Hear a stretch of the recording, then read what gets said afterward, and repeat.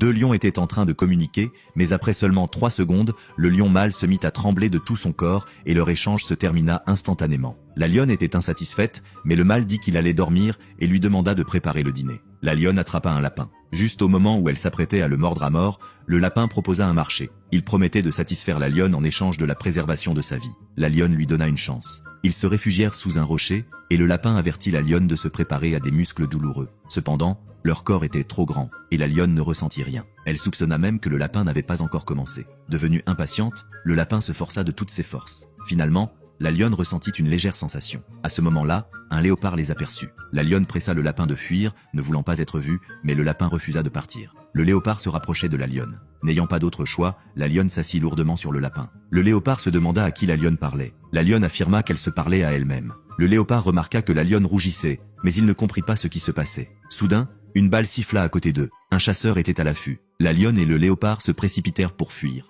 Le lapin se retrouva coincé entre les fesses de la lionne. Et pourtant, celle-ci trouva la sensation étrangement agréable. Lorsqu'ils atteignirent un endroit sûr, l'arrière de la lionne était humide, et le corps du lapin était également trempé. À ce moment-là, le lion mâle s'approcha. Curieuse de savoir comment le lapin avait fini coincé derrière elle, la lionne expliqua qu'il s'accrochait à elle. Elle ramassa le lapin et dit au lion mâle qu'elle allait préparer le dîner, mais à la place, elle relâcha le lapin en disant qu'ils devraient faire de l'exercice ensemble plus souvent.